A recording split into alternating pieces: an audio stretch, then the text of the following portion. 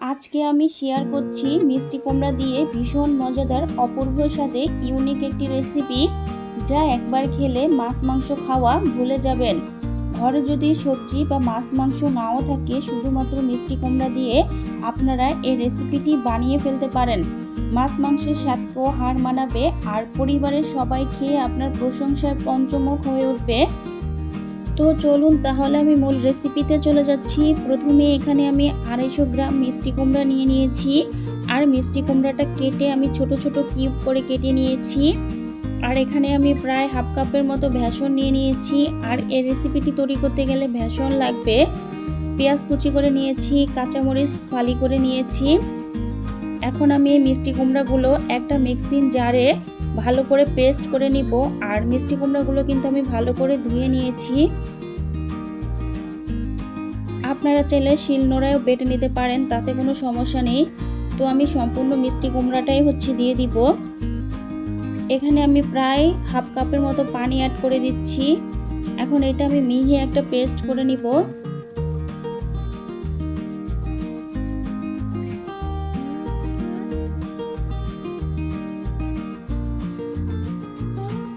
তো দেখুন আমার মিহি একটা পেস্ট হয়ে গিয়েছে। এখন আপনাদের আমি দেখাচ্ছি চামিচ দিয়ে কতটা সুন্দর মতো হয়েছে, কোনো দানা বা কোনো বিচি নেই। এখন আমি একটা মিক্সিং বাটি নিয়ে নিয়েছি। এখন আমি যে পেস্টটা করে রেখেছিলাম, এখন ওইটা আমি দিয়ে দিব বাটির ভিতরে। সম্পূর্ণটা আমি নিয়ে নিব।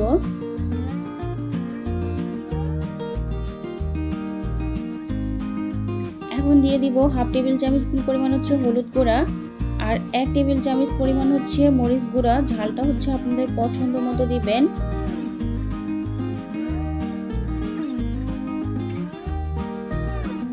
আর দিয়ে দিব গোলমরিচের গুঁড়া, আর স্বাদ মতো লবণ।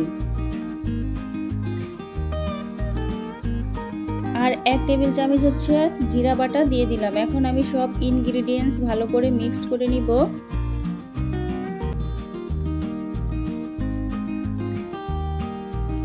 তো আমার সব কিছু ভালো করে মিশানো হয়ে গিয়েছে। এখন আমি এখানে বেসন অ্যাড করে দিব। এখানে আমি 4 টেবিল চামচ পরিমাণ বেসন দিচ্ছি। আর আমি কিন্তু বেসনটা একবারে দিব না, অল্প অল্প করে দিব। তো আপনাদের দেখাবো যে কতটুকু পরিমাণ আমার লাগছে এখানে। আর এই রেসিপিটি কিন্তু আপনারা বাসায় থাকা অল্প কিছু উপকরণ দিয়ে কিন্তু বানিয়ে ফেলতে পারেন, আর খেতে তো দারুণ হয়।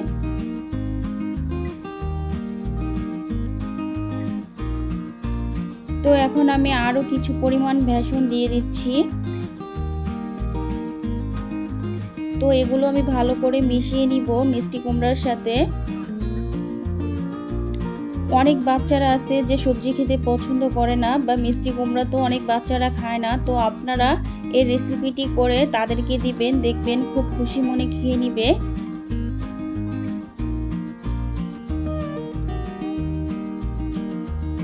তো আমার আরো কিছুটা পরিমাণ লাগবে। আমি এখন আরো 3 টেবিল চামচ দিয়ে দিচ্ছি।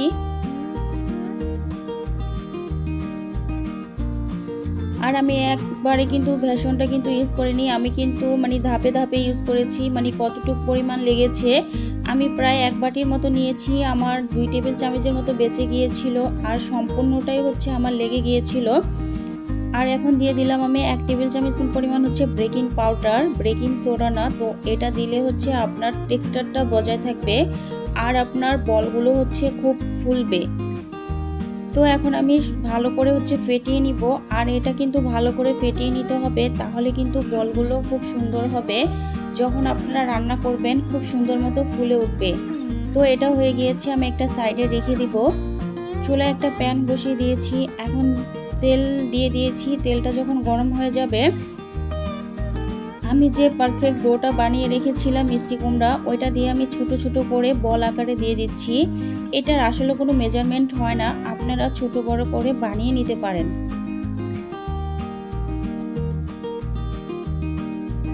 তো এভাবে আমি সম্পূর্ণটাই দিয়ে দিব।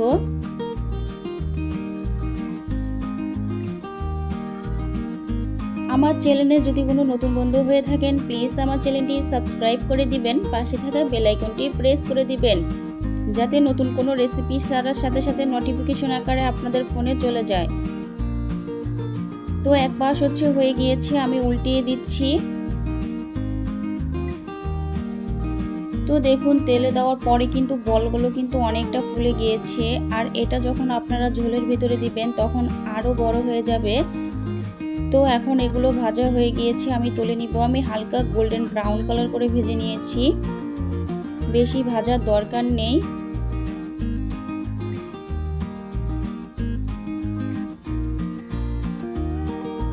তো এখন আমি একটা তেল ছাকার ছাঁকনি দিয়ে ভালো করে হচ্ছে বলগুলো তুলে নিচ্ছি মিষ্টি কুমড়ার।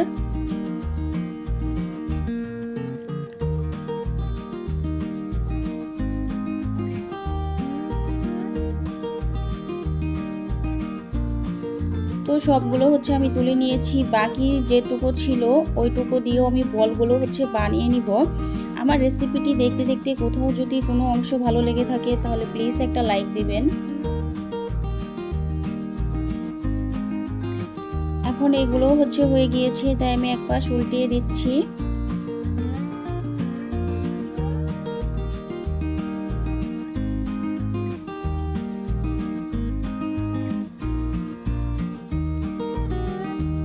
তো এটা এখন আমি তুলে নিব তেল থেকে ছেঁকে তুলে। এখন আমি ওখান থেকে কিছুটা তেল সরিয়ে রেখেছি অন্য একটা বাটিতে, আর বাকি তেলের ভিতরে আমি যে পেঁয়াজ কাঁচামরিচ কুচি করে রেখেছিলাম এখন ওইটা হচ্ছে আমি দিয়ে দিয়েছি। এটা এখন হালকা আমি ব্রাউন কালার করে ভেজে নিব। 1 টেবিল চামচ হচ্ছে রসুন বাটা, হাফ টেবিল চামচ পরিমাণ হচ্ছে আদা বাটা, 1 টেবিল চামচ হচ্ছে জিরা বাটা দিয়ে দিলাম, 1 টেবিল চামচ হলুদ গুঁড়া, আর 1.5 টেবিল চামচ হচ্ছে মরিচ গুঁড়া। ঝালটা হচ্ছে আপনাদের পছন্দ মতো দিবেন, আর স্বাদ মতো হচ্ছে লবণ দিয়ে দিলাম।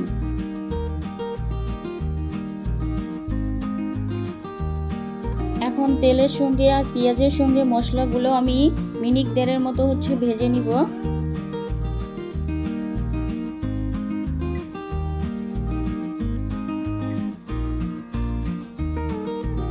এখন এখানে আমি কিছু পরিমাণ পানি অ্যাড করে দিচ্ছি মশলাটা কষানোর জন্য। আর হ্যাঁ, মশলাটা ভালো করে কষিয়ে নিতে হবে।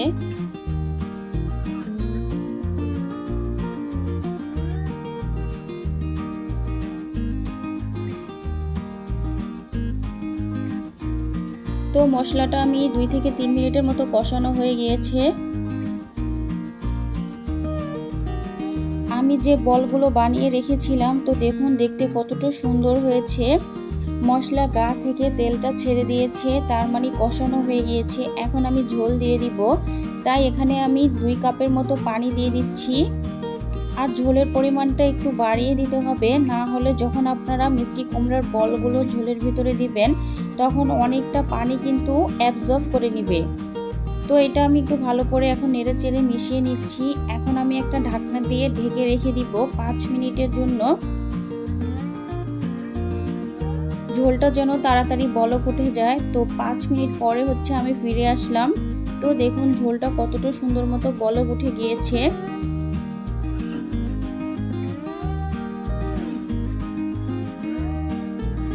আমি মিষ্টি কুমড়ার যে বলগুলো বানিয়েছিলাম এখন ওইটা হচ্ছে আমি ঝোলের ভিতরে অ্যাড করে দিচ্ছি। তো এখন আমি এটা ভালো করে একটু নেড়ে চেড়ে দিচ্ছি। এখন বলগুলো মনে হচ্ছে কি অনেকটা ছোট, তো যখন ঝোলটা অ্যাবজর্ব করে নিবে তখন বলগুলো কিন্তু ফুলে অনেকটা বড় হয়ে যাবে। এখানে আমি ব্যালেন্স ঠিক রাখার জন্য হাফ টেবিল চামচ পরিমাণ হচ্ছে সুগার দিয়ে দিলাম। তো এটা দিলে আপনার রান্নার স্বাদকে ব্যালেন্স করবে। এখানে আমি 1 টেবিল চামচ হচ্ছে গরম মশলা বাটা দিয়ে দিলাম। আর এটা দেওয়ার পরে মনে হয় কি আপনার রান্নাঘরে সুগন্ধে ভরে গিয়েছে, মানে কি বলবো, অসম্ভব মজাদার আর সুঘ্রাণের সৃষ্টি হয়। তো আমি ঢাকনা খুলে দিলাম, 5 মিনিটের জন্য আবার ঢেকে রেখে দিয়েছিলাম। তো দেখুন বলগুলো কিন্তু কতটা সুন্দর হয়েছে, একটা বলও কিন্তু আমার ভেঙে যায়নি। তো আমার মিষ্টি কুমড়ার রেসিপিটি কুক করা হয়ে গিয়েছে। তো দেখুন কতটা সুন্দর হয়েছে। বাড়িতে যদি কোনো সবজি নাও থাকে শুধুমাত্র মিষ্টি কুমড়া দিয়ে তৈরি করতে পারেন এই দারুণ মজাদার এই রেসিপিটি, যেটা মাছ মাংসর স্বাদকেও হার মানাবে। পরিবারের সবাই খেয়ে আপনার প্রশংসায় পঞ্চমুখ হয়ে উঠবে।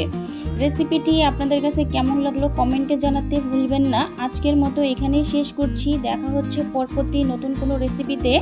সবাই ভালো থাকবেন, সুস্থ থাকবেন। Thanks for watching my video. Okay, আল্লাহ হাফেজ, টেক কেয়ার।